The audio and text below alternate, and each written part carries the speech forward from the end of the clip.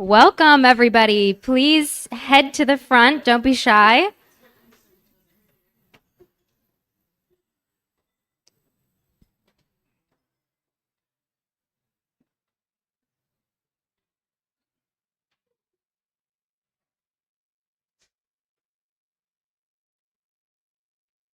Great. Well, while everybody is getting settled, welcome. Final day of London Climate Action Week. I hope that all of you have had, super energizing and insightful weeks so far. And with all the political headwinds in the US, it's really great to see kind of that gravitational center of climate dialogues, but also hopefully action too, moving to London. So brief introduction from me. I'm Kanika. I'm the head of global marketing and communications at Agreena. I have a background in venture building, venture acceleration, particularly in the space of climate and sustainability. And today we're here to talk about one of the most powerful but also under-leveraged climate and nature solutions available today. So that is soil. And all of you have been, nibbling on some breakfast, and I think it's worth reflecting on the fact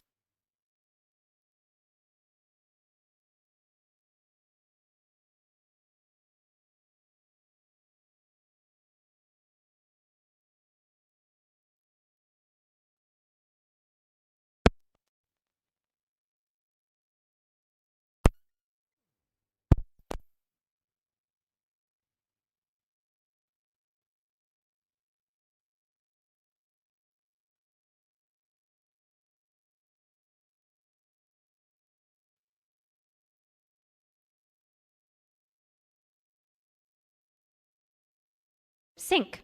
So we've seen stats that it can actually store from 2 to 5 gigatons of carbon dioxide annually till 2050, making it a gigaton scale solution to closing the climate gap. It's exactly the kind of solution that we need, right, at scale today. And the exciting, thing that we'll also discuss a little bit more is the fact that soil carbon actually goes much beyond carbon. It's about actually empowering, right, the systems that, bring us health, our livelihoods, our long-term security, which is why it's such an exciting topic. So I'm going to hand it over to our panelists. We've brought together a very diverse crew, right, that brings different perspectives. And that diversity is incredibly important because when we talk about empowering our lands to kind of transform into regenerative ways, it takes a very broad ecosystem, all the way from farmers to standard bodies, regulatory bodies, project developers, and even buyers. So over to you. Well, I'm convinced, so we can call it quits. Hi, good morning. My name is Mark Alexander. I am the senior carbon trader at Louis Dreyfus. Hi, I'm Roberta MacDonald. I'm originally from a grass-based dairy farm in Ireland. I've worked in sustainability and agriculture for most of my career so far. For the last 3 years, I've been head of program in Agreena, managing a super team of scientists, standard specialists, and data analysts. Good morning, everybody. My favorite type of panel, high chairs and address. So Mandy Ram.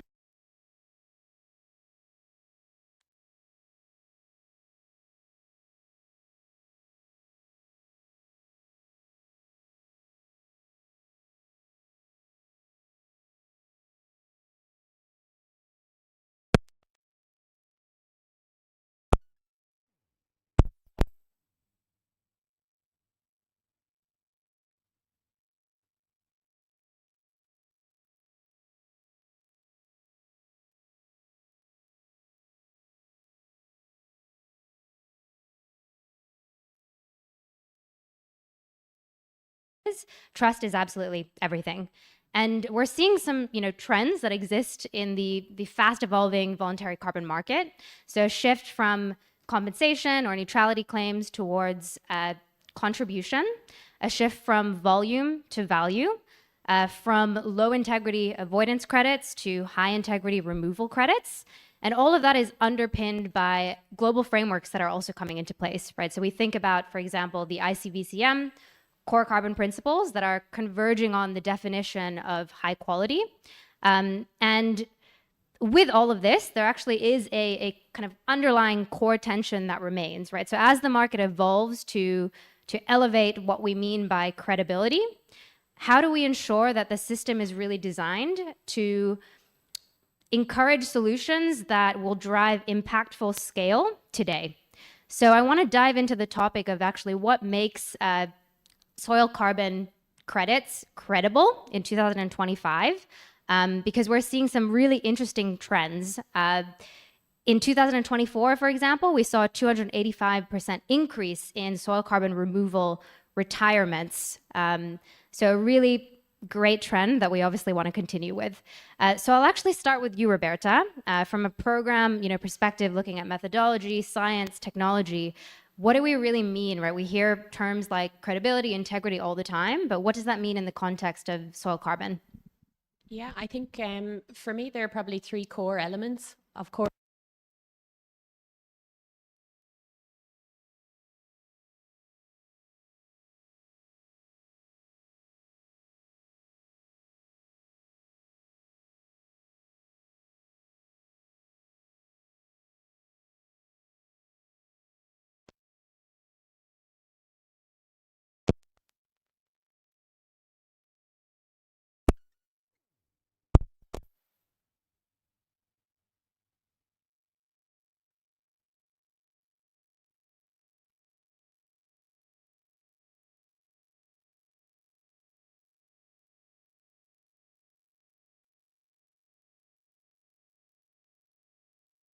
and I suppose at each iteration and each development, it will keep improving. And that's a part of what we follow and use as our guidance. So that's a really important part of how do we, in terms of the scientists that we have in Agreena, adhere to the science-based frameworks that exist out there to show that we are actually aligning with the best practice. And I think the third and final point for us is the third-party verification. God knows there's a lot of it. And we've definitely felt the pains, but also the benefits of going through that process, because it makes us better. It is such an important part of what we do. When we look at the farmer that's taking on the practices out in the field, they are sending us the information, we're calculating it. We have to be able to create some kind of a tangible asset at the end. And if we have that third-party audit system where we have a VVB, or a validation and verification body, that go through all of our systems, we have a different auditor that goes through our calculations, and then we send all of that through to Vera and they audit it again. So there are several steps to this that make that work that the farmer is doing something tangible, and that can be developed into an asset that's worth financing. Great. Marcus, how does that resonate with kind of what you're seeing, right, from a buyer perspective, but you also work, right, with many of your own clients who might be interested?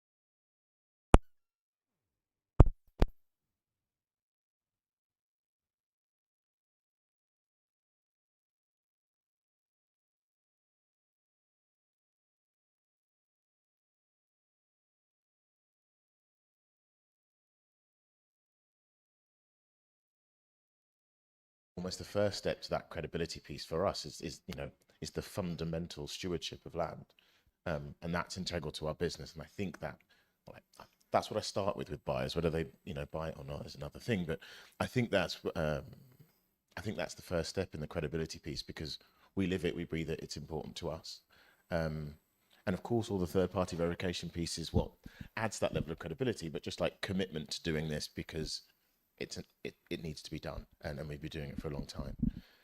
I would say that there's also, as you definitely said, a shift towards removals, a shift towards nature-based solutions. And I think, strangely, again, when talking to customers, we actually advocate for everything, everywhere, all at once. There's always a slight risk that by championing one project type over another, you actually make the overarching faith in the process of using carbon credits less, and you actually sort of create false senses of competition, whereas actually every methodology has its risks, and it's the active management of those risks through different commercial structures or whatever it may be that actually kind of adds to that feeling of confidence in the entire market.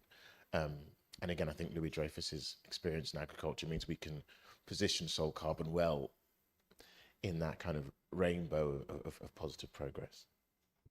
Great. And are you seeing a little bit more of an increase in NBS, soil carbon, and what's, because you, of course, right, have the agricultural backbone. Yeah. But when you work with players who are kind of outside of this space, right, how do they see credibility, integrity? I think then you sort of swing back to the verification bit. So, you know, if you're not from the sector, you have been persuaded by a rating agency or someone that they know exactly what credibility looks like. Sometimes you then have to work to unpick that and explain the difference between, okay, absolute certainty around carbon methodology versus scale, and lean into the details and take your time with buyers to provide that extra integrity, because they're being bombarded with a lot of information which often contradicts itself. So again, I'm sort of circling back to the first answer, but jumping into the grey, spending as much time as needs to be spent to help all these different data points make sense to the buyer. It's a complicated, layered answer, but it's worth doing the work, and it's what makes the job quite fun. Yeah, and so what I'm hearing is that that kind of third-party validation, verification plays a huge role, which brings me to you, Mandy.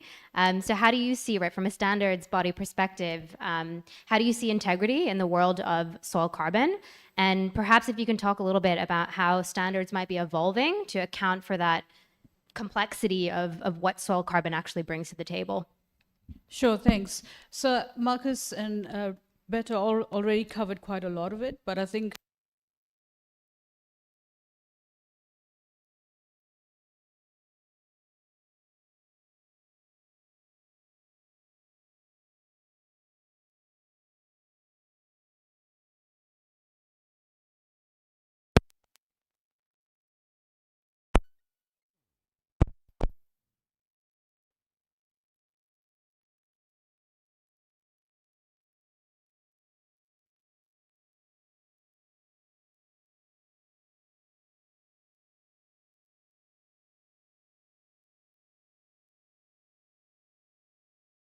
just developed in-house by, people said, oh, I have this great idea. We actually do have scientists, and we have scientific expert panels that are outside of Vera, so we're not marking our own homework to give that stamp of approval to say this is developed. But of course, as things evolve, as time evolves, when you know better, you do better. So when we update our methodologies, and I know it drives people crazy when we do that, we update our methodologies, but it's about actually, as we implement these methodologies, and we only know when things are not going to work is when we start implementing, unfortunately, for the project developers. But when we find these things, we update our methodologies. And I always make this analogy, and people have heard me speak before, probably tired of it, of the iPhone 5 versus iPhone 16. So we have the iPhone 16 now. We can't expect the iPhone 5 to perform some of those functions that you do with an iPhone 16. It's the same thing with these methodologies. We had projects approved under previous versions, and we now have newer versions, based on newer science or what we know better. So all of those goes towards making sure we have high integrity, high quality from a program development, from a project from a methodology development perspective. But then moving on also is digitalization, and you've both spoken about that. So tracking and tracing data is one of the most important things that we're hearing from buyers and investors, is how do we have rigor around the data transparency, the data traceability, how do we trust in the data? So we're moving more and more towards digitalizing a lot of that. So being able to trace the data, being able to track the data, but also going back to the sampling. So we're putting out now a guide as Vera on the soil sampling and monitoring using digital systems, remote sensing, all of that, so that we can have more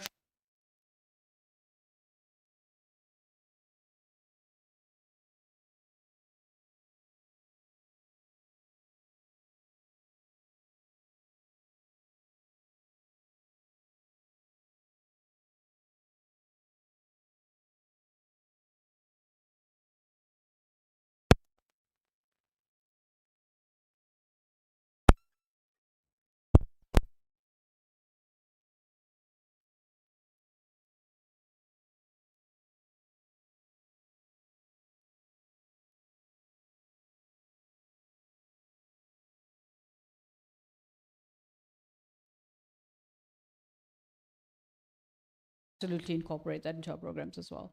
Fantastic. I think that really paints a picture into the amount of layers, right, that actually go into creating a methodology that can really be robust, right, and firm, and can stand against peer-reviewed science, the latest technology out there. And it makes sense why there's maybe all of these updates that might also delay, right, and create frustrations as well.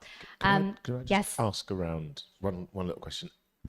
That continued commitment to improvement, like continuous improvement, have you found that strangely and counterproductively reduces confidence in integrity? Because I think when I'm speaking to certain buyers, the very fact that there will be something new that's been improved ahead reduces confidence, and I don't know how we sort of manage that.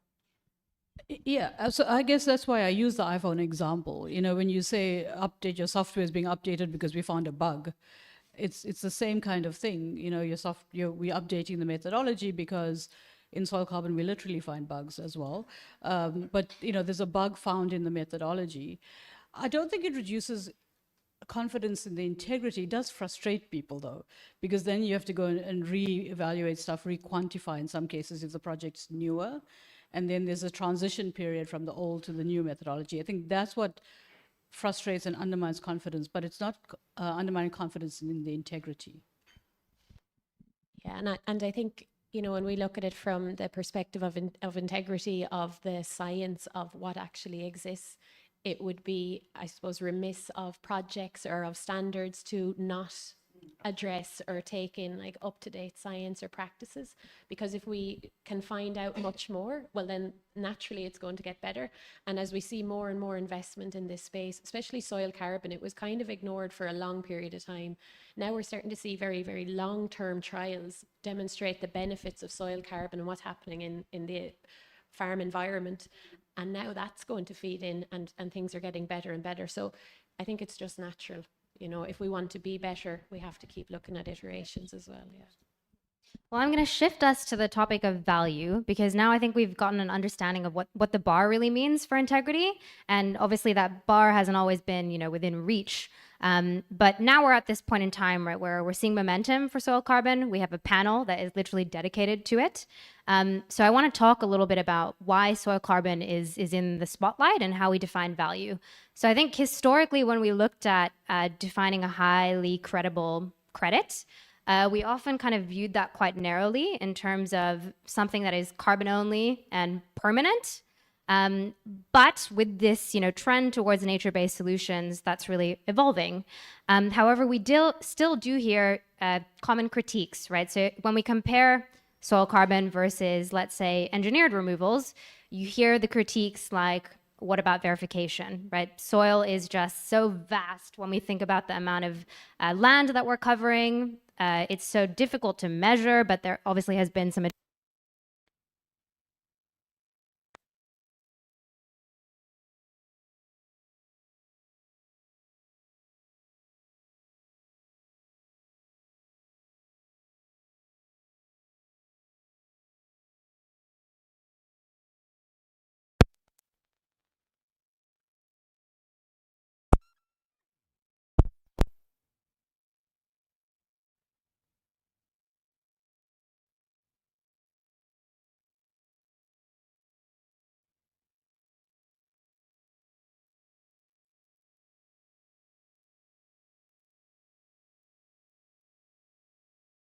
panel on that. Yeah, so let me give a little bit more background. So yeah, I kind of briefly talked about it, but we have our own soil. We farm 800 hectares in the east of England, just near Peterborough, if you know your UK geography. It's only about an hour, 2 hours on the train if anybody wants to come and visit. So we farm 800 hectares there. We're very, it's a large-ish scale farming business in the UK. We have been focused on these regenerative practices for a while. So I farm with my dad and my granddad. They went first into no-till farming in 2008, so about 17 years ago. And we've been continuously improving since then. I would say we're still not there.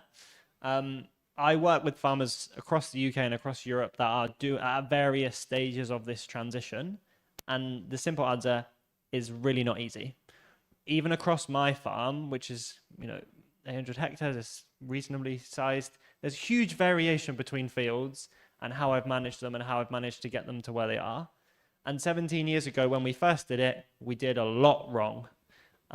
Nowadays, there's a lot more knowledge, so farmers can do it a little bit better and get a little bit more of a smooth transition. But financing those first few years of a transition, getting the right structures in place as a business, getting the right staff in place as a business is a really difficult thing.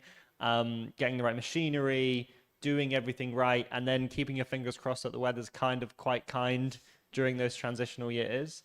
It is really tough. And the more support farmers can get during those first few years, the better, in my opinion. Great. And Mandy, right, so you're in a position where Vera isn't just, responding to market evolution, but you're actively shaping it, right, and what buyers might perceive, right, as something worth investing in.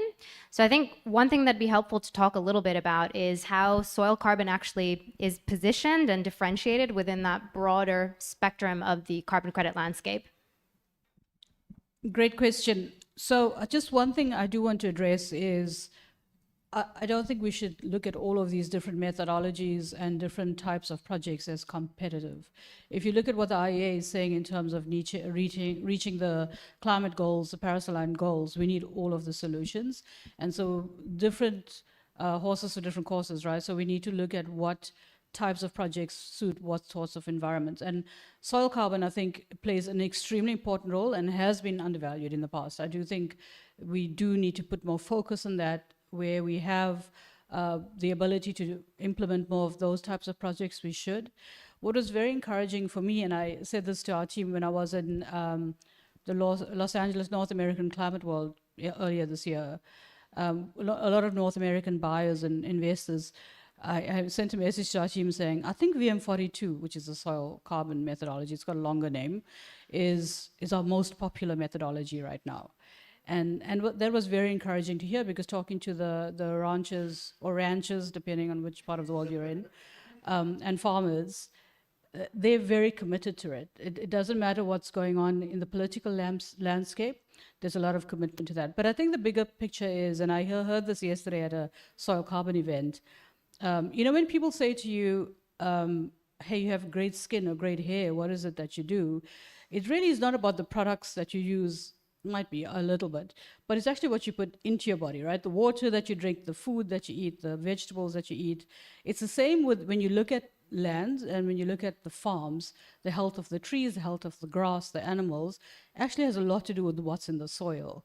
And so focusing on soil health, on soil carbon, on these new methods that Thomas was just referring to, and continuously improving is extremely important. And from the methodology perspective, from a framework standard setting, we look at all of these things very from a technical perspective, but actually coming down to it, if we are focused on the soil health, increasing soil carbon, it has so many benefits. So not just to the environment in terms of sequestering carbon and meeting climate goals, but also the biodiversity, the food. You were talking about eating breakfast this morning, the food that it produces, the revenue that it drives for farmers.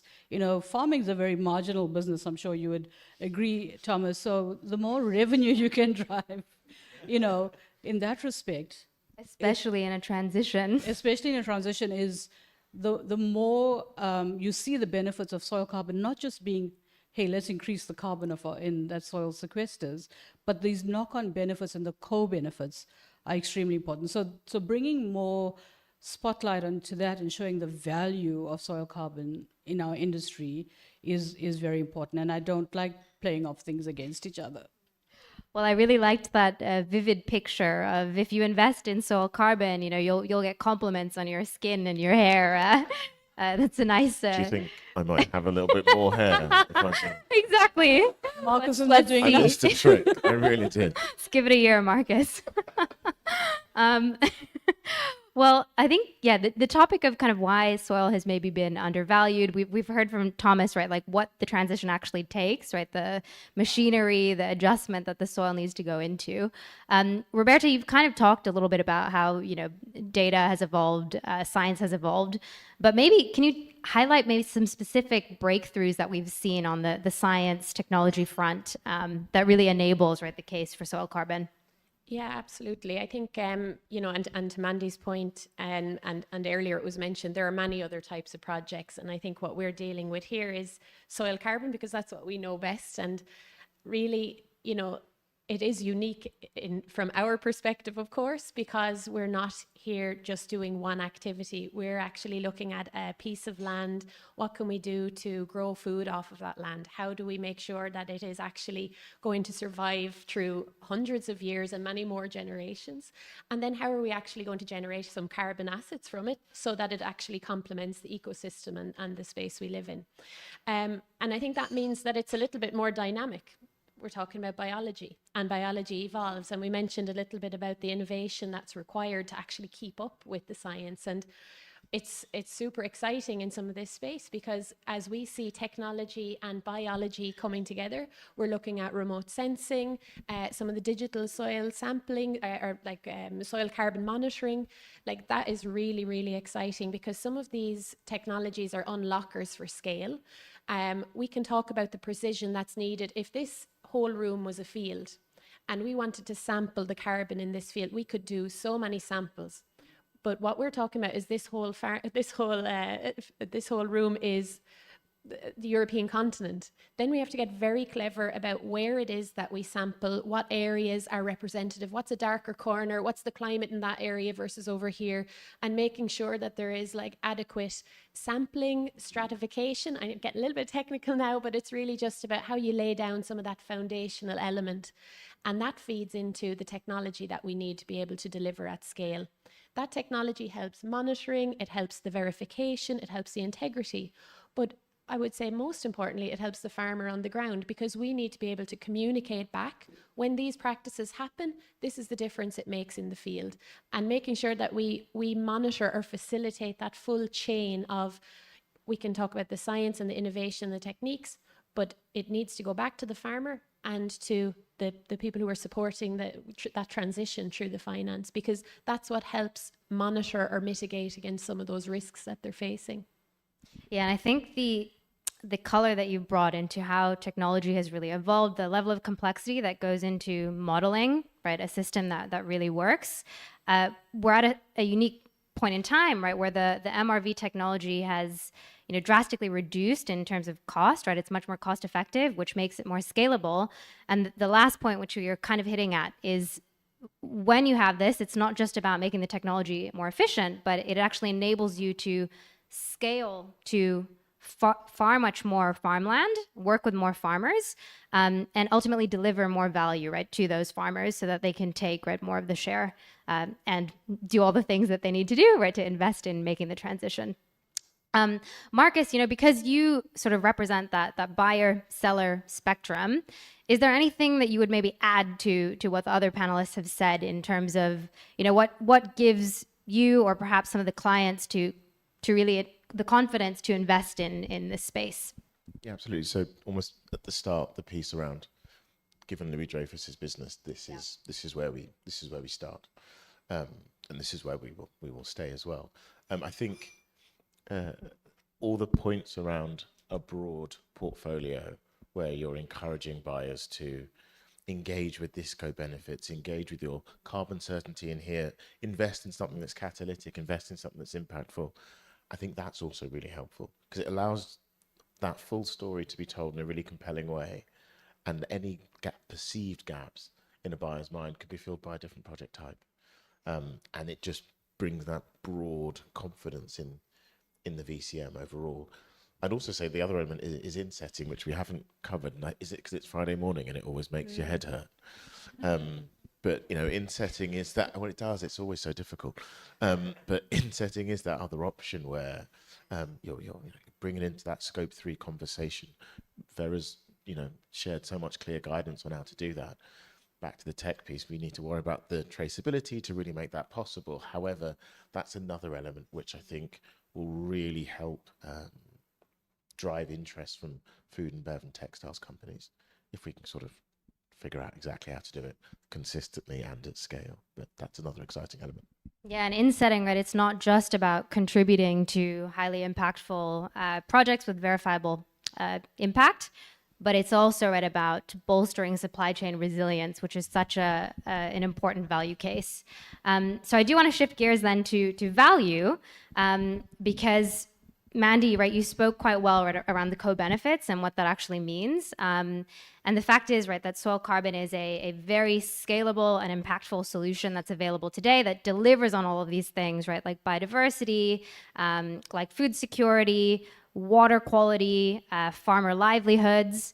However, I've heard some, growing critique in the market that we've perhaps over-indexed on permanence and perfect precision when it comes to valuing carbon credits today. And we're perhaps under-investing in the solutions, right, that are really capable of delivering impactful scale, in that time frame, this critical time frame that we have ahead of us, till 2050. So we see, right, that a lot of the investment and attention that is going into carbon credits is going towards these very permanent engineered removals, which we talked about, which are absolutely critical. But I think for me, it's more of a question around the share of the portfolio that it should take. Because we're seeing a market that tends to value few credits that are very permanent, right, where carbon is stored for over 1,000 years, versus many credits that can be stored within this window of time between today and 2050, right, which is absolutely important for avoiding the most catastrophic events of climate change. So in order to actually hit net zero goals by 2050 and that Paris-aligned pathway, there's a paradox, because we absolutely have to reduce and remove gigaton scale removals. And that's really where I see the kind of value story coming in for soil carbon. So, Marcus, I want to hear from you, right? Because we've talked about the importance of co-benefits, but I want to understand if that's actually being valued from the buyer side, or is it more of just a abstract thing that can be used, right, for marketing, right? Like, how do you really value co-benefits, but also the other things that I've talked about, right? So scalability being another. No, I think the fundamental piece about value, and again, I promise this isn't a cop-out answer, but value is so relative to the buyer. Whether it's on location, whether it's how important food security is to them, whether it's biodiversity, all those elements, it's value, and the nature of that value to the buyer dictates whether the science has to be spot on because they're really keen to make a very clear claim that they can stand behind, or whether it's an investor who's very passionate about whatever that co-benefit might be, and you've got time to talk them through a really detailed story and bring them on a site visit, and that's compelling enough, and that to them is very valuable. So I suppose actually, to summarize, I think just listen. I mean, it sounds really obvious, but listen to that customer that you're speaking to and do the work to demonstrate value in a way that represents what they need and what that demand is, and be comfortable with the fact that it will probably change conversation to conversation, and try not to try and persist and keep going, really. But yeah. And Thomas, can you actually, when we say co-benefits, right, I'm saying these words like biodiversity, resilience, but some of it still feels quite abstract. And I think who better to talk about it, right, than the person who's stewarding the land? Like, what do these co-benefits really mean on the farm? Yeah, I was just going to add to Marcus, like, it's kind of soil to me. Like, I very, very rarely go to a farmers meeting to talk about this subject and only talk about carbon. They mostly want to talk about, I would say maybe we spend 10% of the time we talk about carbon. The rest of the time we need to talk about all of the other things that are going on. So it's very uncommon to go to a farmer and just let's focus on carbon, because they don't really think in that way. I don't really think in that way.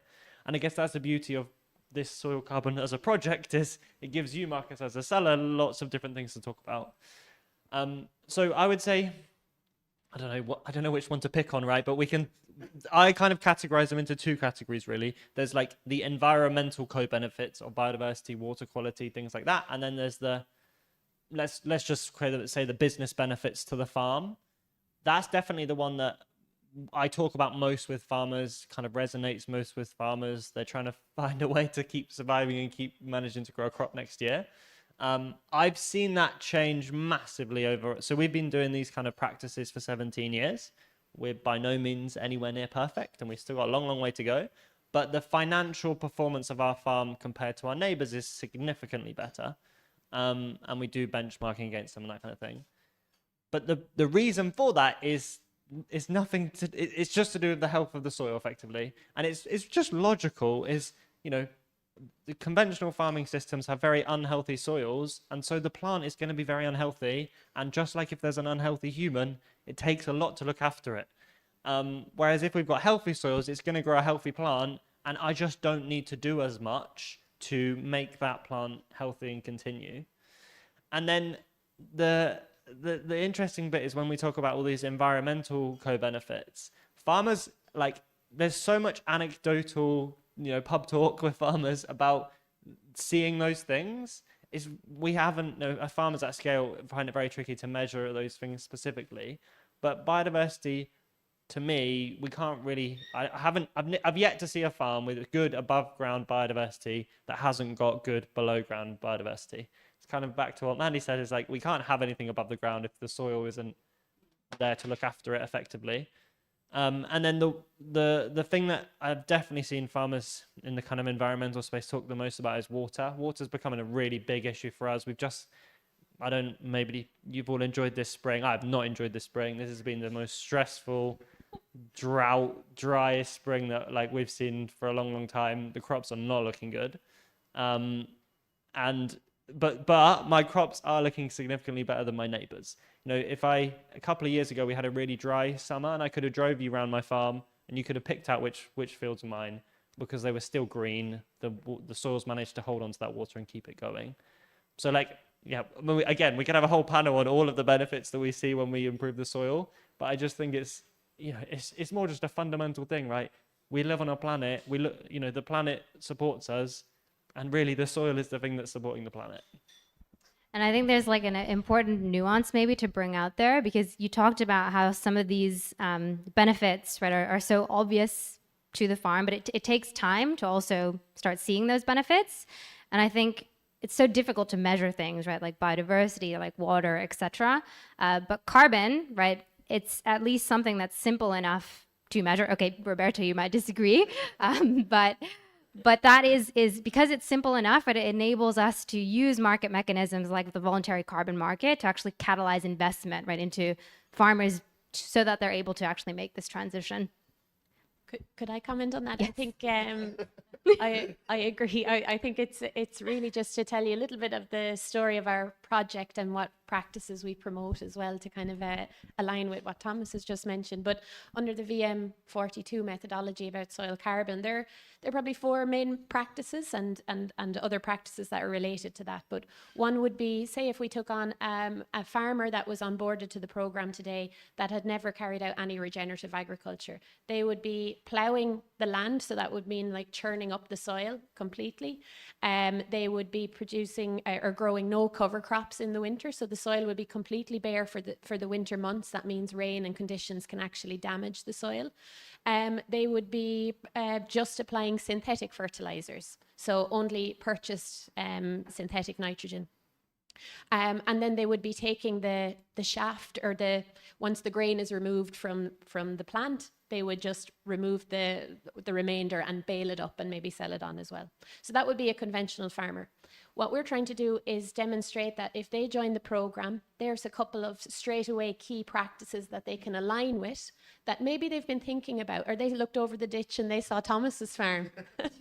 And they're like, what's he doing? But it's a risk, because on one side, they may not have the machinery. On another side, they have done it one way their whole lives, and it's very difficult to change. And also change for anybody, regardless of if it's a farmer, in some ways, I think can be taken as, are you telling me I was wrong before this point? So these are very simple practices in some respect, and we may all talk about, you know, why are more farmers not doing it and what can we see differently, but change is hard.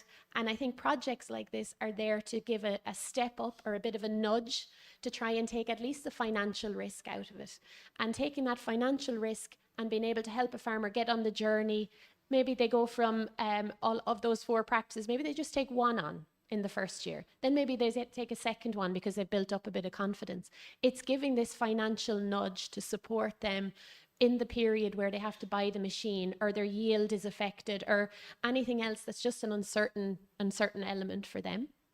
And I think that's really, I suppose, trying to see this shift where we don't see those practices being taken on at scale. They are not common. It is more common that people are doing the conventional practices because that's how people were trained. That does grow food. It's just completely different now that we know more. We realize there's a different way to do things. And so I think what this project is trying to do, and even though it is, you know, the permanence questions come up, the co-benefits questions come up, the co-benefits question for a farmer is, how does it actually give me a business case financially, but also, do I see my life getting easier? How can I easily take on some of these technologies? From a permanence and maintaining it point of view, investing in projects like this mean that you're supporting that financial transition, which actually increases the likelihood of the permanence in itself. So it is a multiple stakeholder environment or ecosystem that we all need each other to support this change over a period of time, because it can't be just for 1 year or 1 season.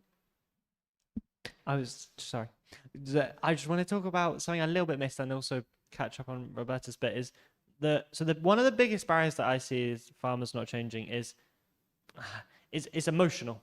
It's a mindset thing of like, I don't know, I'm a little bit scared. It's like farming decisions are mostly built on emotion more than business sense, I would say, because otherwise a lot of people would already be doing this, right? So like, but the benefit of that is, well, so let's talk about the current situation.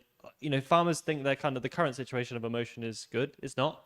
I think, I'm not sure on specific statistics, but farming has one of the highest suicide rates, right? It is stressful. Farmers are worried. Climate change is making that a lot worse. But I know lots of farmers that farm in a kind of very regenerative way. They are definitely the happiest farmers that you will meet. There's a big festival next week called Groundswell. Maybe anybody's going. That is a very happy event. That is full of very happy farmers that are very focused on regen ag. But what I kind of wanted to pick up on that permanence bit is, I have yet to come across a farmer that has properly gone down this route and, you know, stuck with it for a few years and kind of started down it and then gone back. It just doesn't really happen. Like once they've, you know, there's some farmers that will try it for a year or two and get nervous and kind of row back slightly. But if they've really committed and done 5 years, what I would call of a proper transition, I haven't met a farmer that's gone back. So like, if you can get them over that first little bump, then you're plain sailing. Thanks for that. And Mandy, from standards perspective, right? Like, is there any, you know, movements that are happening to try and bring more rigor into the co-benefits that we talked about? Absolutely. Just one thing though on the permanence also, you know, and picking up on that issue around how long, and you know, how long is a piece of string and the durability. We've just published our update to our VCS program version 5 yesterday. And one of the things we're looking at is how to address permanence and durability in a way that speaks more to the market. So inviting others to comment on that. So the project developers insurance products, for example, is perhaps the way to go. So looking at those kinds of things from a permanence durability perspective, again, how do we update our program to be more sensitive to what makes sense, what is practical from a market perspective? So I think do look out for that update, and we welcome suggestions in that respect. Co-benefits, so if I look at what we do from a standards perspective overall, since January this year, we've said that any project that uses a Vera program, a Vera methodology, have to demonstrate at least 3 SDGs. And more the better, of course. So that the co-benefit part is extremely important, because it's, yes, reducing emissions and meeting the carbon goals are important from a Paris aligned, from a carbon perspective, but nobody does something for one reason only. And I think Thomas and Roberta spoke a lot about the co-benefits to the farmers, to the soil health, to environment, to biodiversity, all of those things. So I think it's important that that is not, and we also, I've been in a lot of places where we talk about co-benefits, and it sometimes strikes incorrectly because they should be part and parcel of the benefits of the project. So carbon benefits plus the social benefits plus the environmental benefits are all part and parcel of that. So we have the requirement.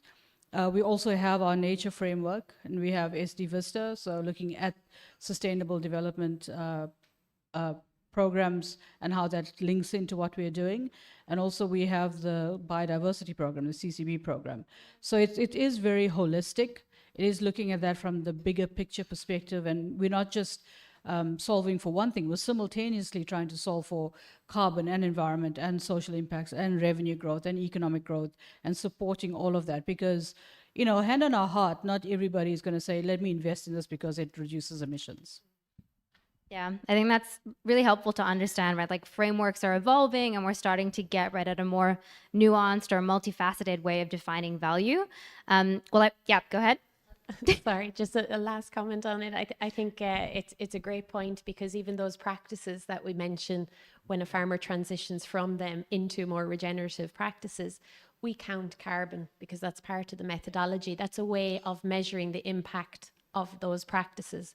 Those practices in themselves are scientifically proven not just to improve carbon, but it's just what we can measure in this particular example, and to be able to give clarity to buyers of what are we paying for.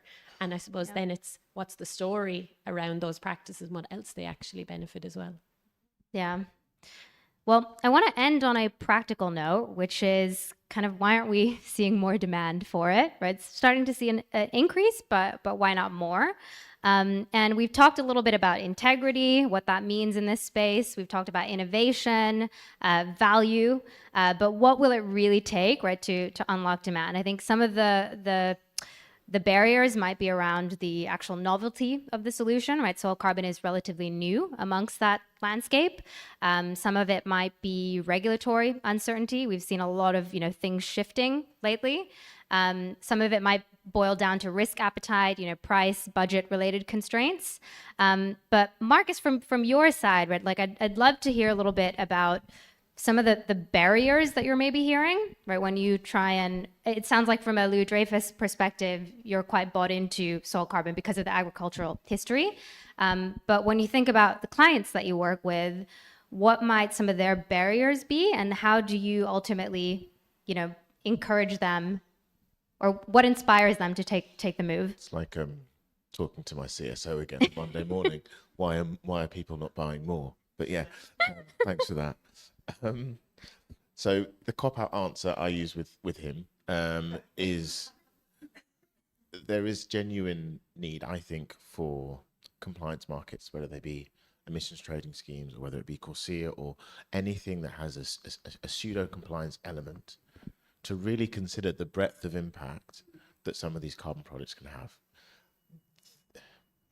Government can give the biggest signal and the biggest sign of confidence in some of these projects, and if there is, even if it's just a slither, like 0.5% of an ETS, which can be met with a verified carbon credit, that's a huge demand signal. Of course, that's outside of our control, so I do also have other ideas in case that doesn't happen. But that genuinely that would be the game changer, and I think we've seen examples of it happening for. In other geographies, we've seen it. Anything which is on its way to Corsia eligibility has suddenly had this massive increase in focus. So that would be my big one to increase demand. Just on the voluntary side, genuinely more of the same. I think continuing to tell that story, continuing to tell a broad story, continuing to allow it to be more than just carbon. And being really transparent and open and increasingly digital with how we tell that traceability story and how we tell that impact story. It'll come because it's starting to happen. So I guess just more of the same. And from a standards perspective, right, like what can the bodies be doing to unblock more demand? Any perspectives there? So I think the things Marcus already mentioned are quite important in terms of from a pure how do we operationalize? So the digitalization, the high stamp of approval, and from an integrity perspective, all of those I would say bland things are very important. Operationally, just get it done, just do it. But telling the story is far more important. When we talk to buyers and we say why don't you buy more, invest more? We didn't know about this.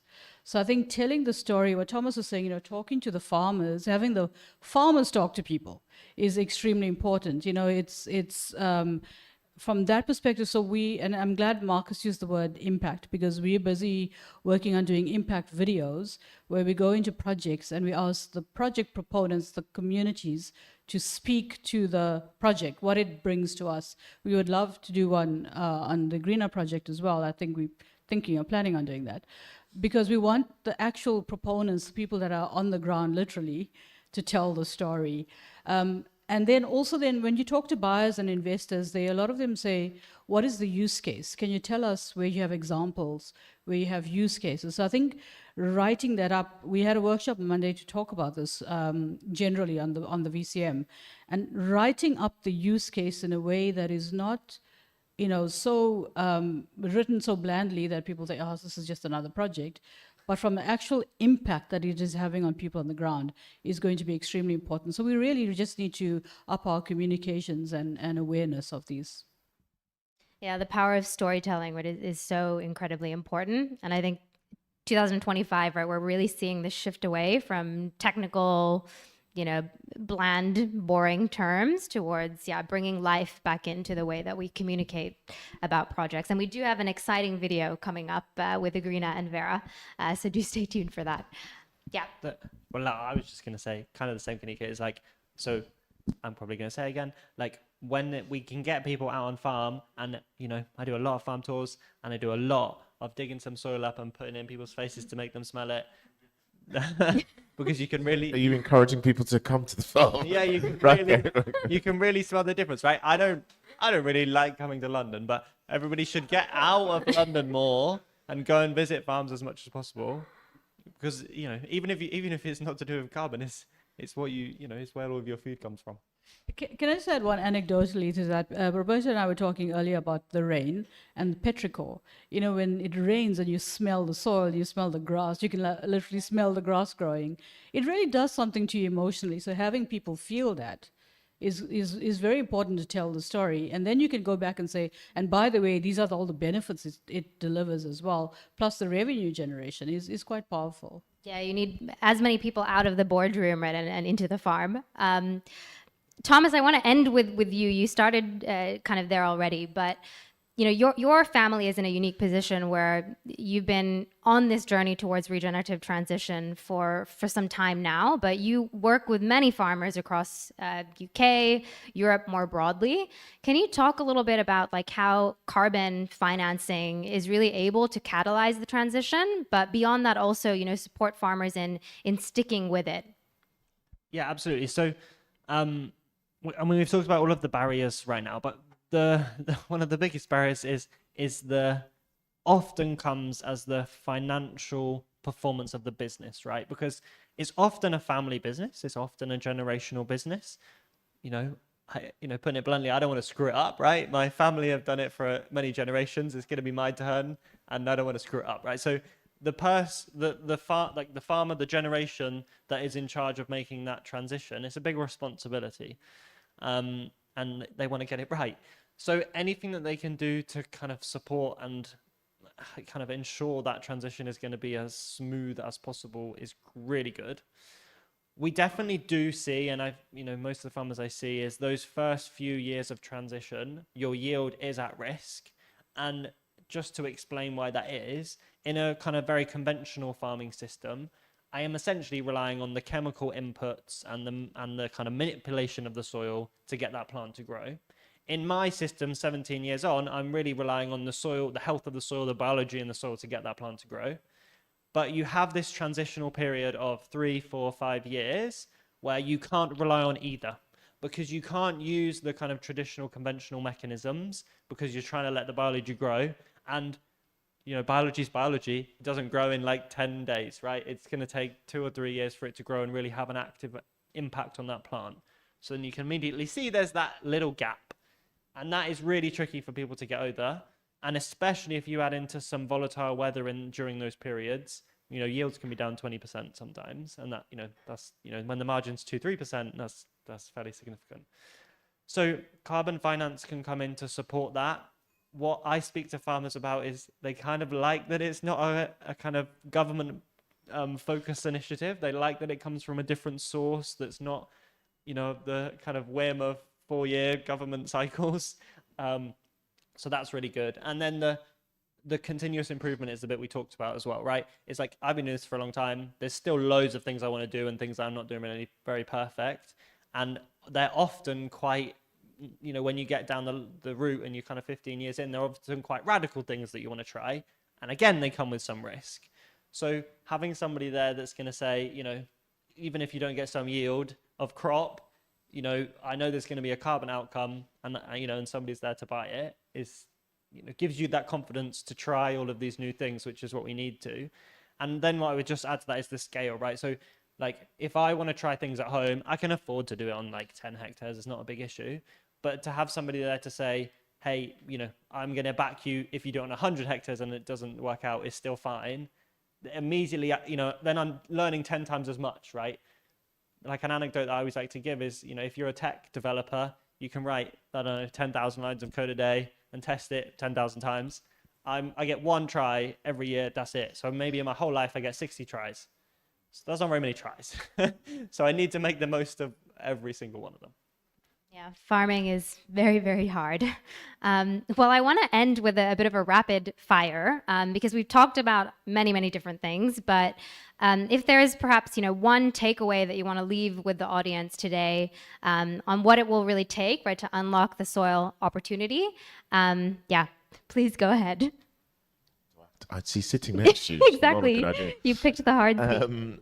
To be honest, I go back to my last point around compliance demand.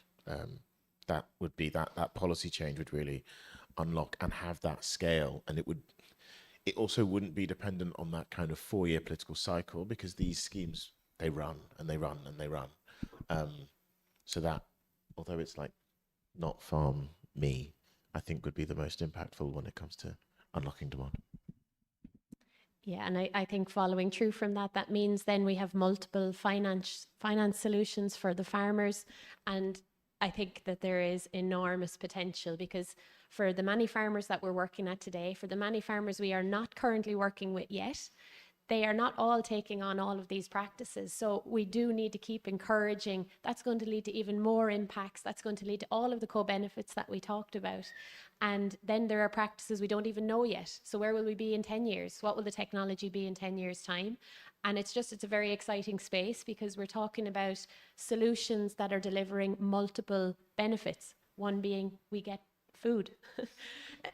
Carbon happens to be a vehicle to try and support that and to sustain it. And never mind the custodianship that we're actually trying to invest in for people to maintain and monitor that land over time. Very similar to what Roberta and Marcus have already said. I think a lot of people don't connect the dots and think about what is it that we have. We have the sun. All of our energy comes from the sun. And then we have the soil, and soil supports all life. And I don't think we make that a big enough of a deal. And I think Thomas said it earlier as well. If we don't support soil health, then we're not going to have the benefits we have from every single product that we use. Depends on that value chain. So communicating that in a way that is practical is extremely important. And also I think as a community, we need to look at what is it that we have on the table from a program perspective, from a project perspective, from the practices perspective, and look at how we bolster that rather than criticizing stuff that is happening all the time. But look at how we bolster that and how we can do better. So really, I think as a community, we need to get together and bolster the stories that are out there. I think I already covered mine. Is like everybody needs to go home and like smell some soil and make sure that you understand how it works. Great. Well, I also want to leave, the audience with a message, which is why I actually entered the soil carbon space in the first place. So I'm a firm believer that we actually have, all the tools that we need today in order to, ensure a livable and resilient future. And we've heard a bit from Thomas today, right? But I'm sure if any of you, go speak to a farmer, no one will disagree, right? That every single farmer wants to have healthy soils. They want to grow, better, more nutritious crops that can withstand any kind of crazy climatic event. They want to regenerate ecosystems, right, so that life actually thrives beneath but also above the soil. But the transition is super risky, and that's why we need, right, mechanisms like this, right? Carbon markets may not be perfect, but they're a mechanism that actually works, right, to direct capital towards projects that really need it. And the other thing about soil carbon that I absolutely love is that it's not science fiction, right? So as you alluded to, Mandy, right, we're relying on natural solutions that actually have the possibility to scale, and we can understand the impact of it because of all of the tools and technologies that we have available to us today. So I think if you're in the room today and you have a net zero strategy, you have the capacity to direct, capital towards projects that will demonstrate a real impact. I really hope that the conversation today has helped you realize the potential of soil so that it's considered as an integral part of the portfolios that you're putting together. So with that, we're going to move on to Q&A. So if anybody has questions, we'll just go and pass the mic.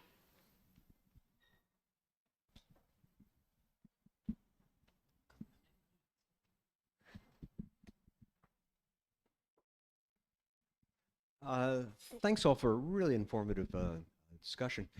I have a question about the potential for learning and pooling learning across all the efforts that you're doing and that others are doing. Because presumably the impacts on carbon and on the other benefits must vary depending on the practices being used, the soils, the climate, the crops. Is there potential to learn rapidly and kind of hone in on what makes the most difference where and how? Yeah, so I would say, let's say 5-10 years ago, there was not much information about. Farmers very much struggled to find this information and learn about it. Today, it's not perfect. There's a lot more. There's a lot of, if you go on YouTube or anything, there's a lot of videos of farmers and content online of farmers trying different practices and doing different things. The trickiest bit, as you alluded to, is the context, right? So what I do on mine is not going to work on somebody else's. It doesn't mean they're wrong. It doesn't mean I'm wrong. It just means that's how it is, right? So the best thing that we can do is get farmers together to talk to each other, because also farmers really only trust what another farmer says. So we do at Agreena, this part of my job is we do a lot of basically bringing farmers together for farm walks. And that's where you get the most interesting discussion. So from a farmer's learning from each other perspective, it needs to happen more. It's definitely happening a lot more than it used to already. Yeah, and I think from an industry point of view, we engage a lot with other project developers. We also look into other project types, whether it's in Europe or outside of it. We're involved with some lobbying groups there just to share learnings, kind of a co-opetition, if you like, just to try and understand what it is that's needed. And then I think a lot of the learning that we get is guided through the science and the evolution of the methodology as well, because we give feedback to Vera because they can see it through our project that maybe instigates any kind of an update that might be needed along with other projects. And so there is this feedback loop, which actually is really beneficial in a space that is just starting to get traction and start running. Can I just add to that? I worked for Unilever and M&S on sustainability, and I grew up on a farm. And brands like Ben & Jerry's have a Muddy Boots program, and Unilever and M&S also had a hub where their agricultural experts could bring farmers together, and there were platforms to share. So actually, I think it's also down to the brands and the businesses who are involved to provide some of those hubs, just some ideas to share. Hi, this is Kamlesh. I'm the Chevening Fellow at the University of Oxford, and also I represent an organization called IDH, works with the smallholder farmers in the global south. But my view is personally, it's my personal. I'm not representing Oxford and the IDH. Yeah. So my apprehension, because the discussion is going on in the academia and also to the practical world. I mean, carbon is not only the mechanism just to manage the climate change. There are many other things to get the maths right, and there is growing apprehension in the global south that there are these smallholder farmers and the carbon mechanism, the carbon market. It's not serving them, and the way it has been adjusted to the Western world, it is not fitting to their need. So do you see like any, the radical or restructuring of this market space that can serve to the, the global south? Just no easy questions today, huh? I'm gonna give it a stab. I think there's a communications issue there, because I do think the VCM is still doing quite a good job of funneling finances from high emitting countries to lower emitting countries in the global south. And I do think developers are doing an incredible job in country of saying what they need. And if that's not being felt by local communities, that's literally in the methodologies that this is exactly what we're trying to do. So from what you've said, I just hear that the market needs to do a better job of connecting those dots. And I know I keep going on about policy today, but there is also an opportunity for governments to insist that projects that are developed in other countries, almost maybe as part of a national developmental strategy, should be included in tax schemes and compliance schemes, because then you're driving corporate capital to achieve social goals. So we need to do a better job of listening on the ground as an entire market. But what you're describing is I think what we're all trying to do. Thanks, Marcus. If I could just add, as also government policy regulation is extremely important. We've signed memoranda of understanding with about 28 governments now, most of them, if not all of them, in the global south. And that is one part of it is to grow awareness and around the programs, the methodologies, what can be done. Part of it also is capacity building. So working with governments, writing into their regulations on carbon markets, the fact that you can use an independent crediting program like ourselves, like Gold Standard, for projects in the global south. I do think, and because I come from the African continent, come from South Africa, I know that there's quite an active community, for example, in South Africa. Actually, one of our VM42 projects is registered in South Africa as well. They have quite a community of farmers that come together, like Thomas mentioned, they do here, to discuss these kind of methodologies and how they can be applied in different countries. So they're working in the Southern African region to promote that as well. So I think you need more of that. And maybe, as a question earlier on learning and sharing between the communities is going to be more important. But from a program perspective, and as Marcus said, I think working with the governments and increasing that awareness is also very important. So we're pursuing that. But if there's a particular government you would like us to work with, we're more than happy to talk to you afterwards.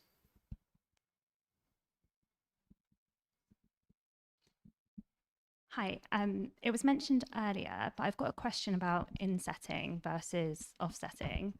That's completely my fault, isn't it? It's completely my fault. I'm just thinking, like, anecdotally, when we talk to farmers, especially in the UK, they're typically part of a food value chain. And a lot of them are concerned that if they sell away their carbon through a scheme like yours, what happens if their buyer further down the line wants them to supply the carbon to them and they've already entered into an agreement? And there's a lot of pressure from the buyers onto the farmers. So how do you kind of help farmers overcome those challenges? Okay, so you could catch up. So so Roberta will correct me, but my understanding is basically there's a lack of understanding in the food value chain. Maybe not from the senior management, but the kind of farming community teams about how these markets actually work and how they're structured. I'm going to mention another word, which Roberta's going to love, is interoperability. So we need interoperability of those markets. And the reason for that is I grow different crops on my farm, and I grow different crops on different fields each year. Lots of them don't have a food value chain. Lots of them are maybe bean crops that go into animal feed. Some of them are energy crops that just go into an energy plant. Lots and lots of different things. And I can't be, I'm still doing good stuff. And often those ones that are not in a food value chain are ones that are actually the best for the soil.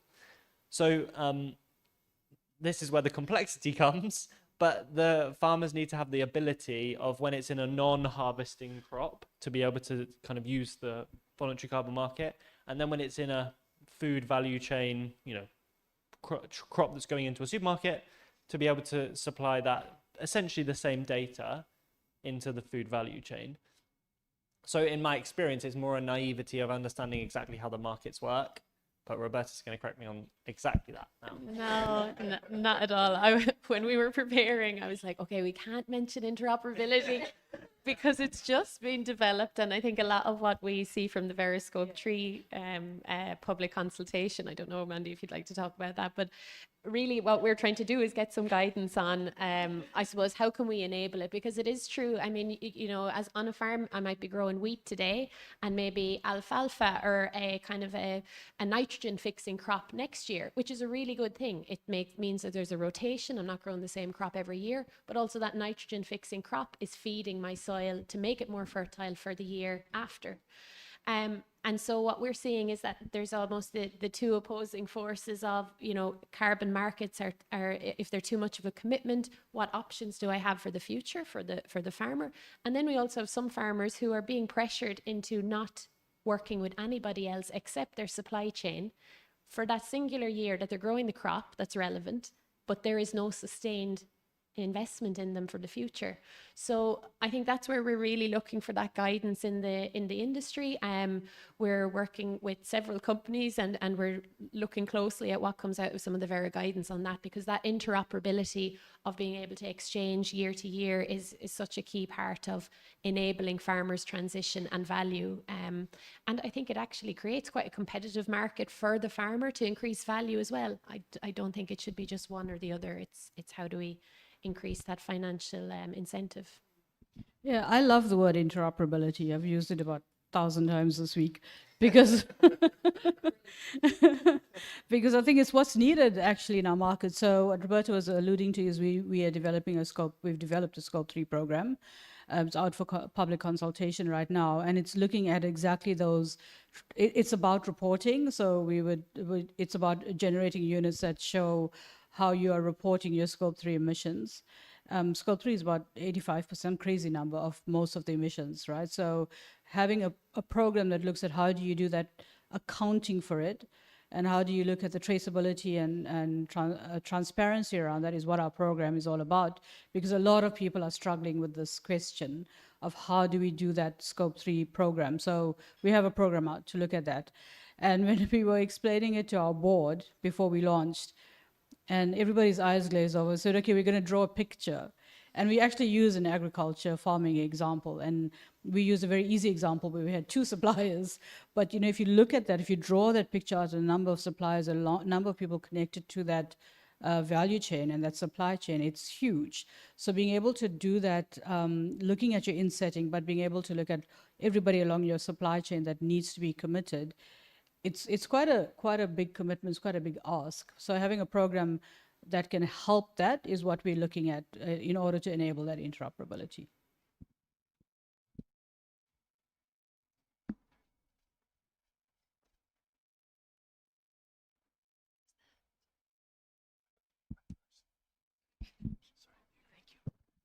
Hi, my name is Sami Khan. I'm with Bayer Crop Science. Questions to you, Thomas. A lot of the farm input and crop science companies have invested billions of dollars in developing new hybrid seeds that work quite well, perhaps in a regen ag systems-based approach, not just in enhancing yields, but also working to address soil health, whether it be reduce usage of fertilizers and also creating new types of crop protection products that allows soil health to be optimized due to reduction in uses of pesticides and so on and so forth.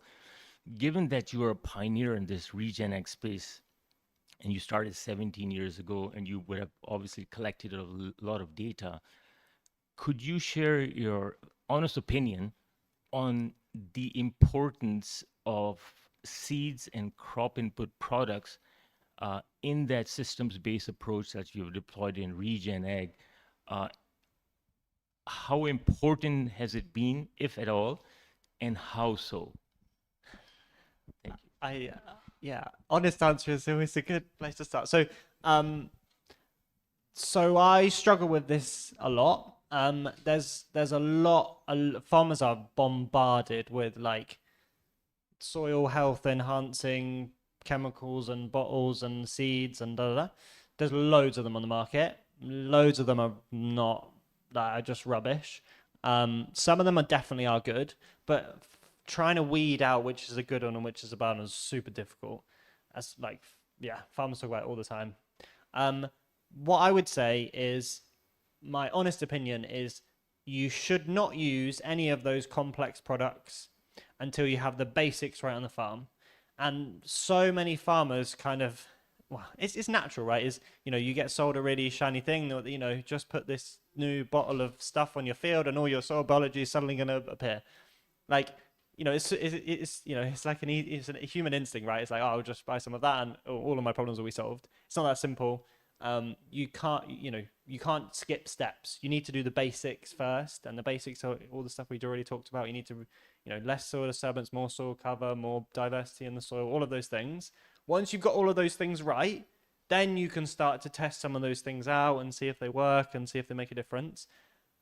I've used lots of them. My experience is, I haven't, if your soil is in good health, you don't need all of these products. Like, they're just a bit of a waste of time. But that's my honest opinion. It's a nice like analogy towards like human health, right, in your microbiome.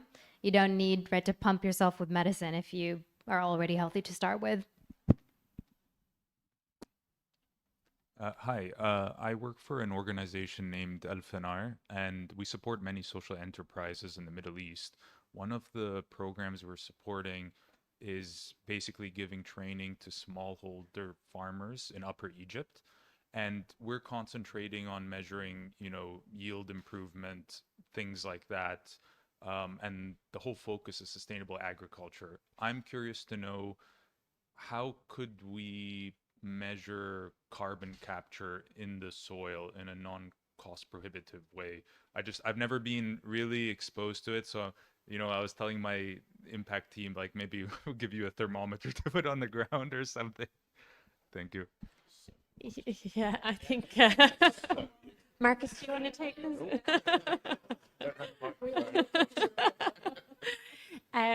I think there's probably a couple of things come into play, which is just getting to know like a little bit more about what farm system is in place, what soil type is in place, what climatic conditions are there. So they would all be kind of the environmental effects of what's happening.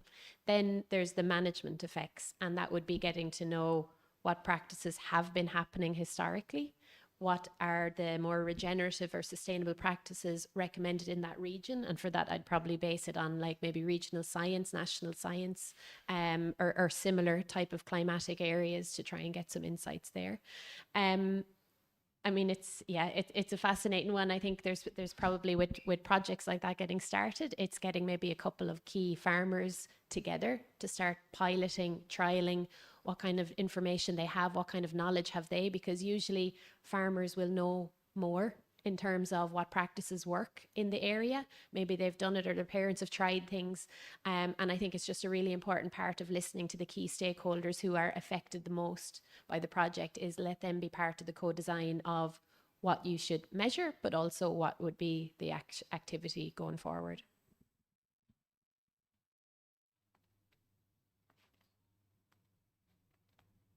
If there's no more questions left, I know, Mandy, you have to run off for a flight soon.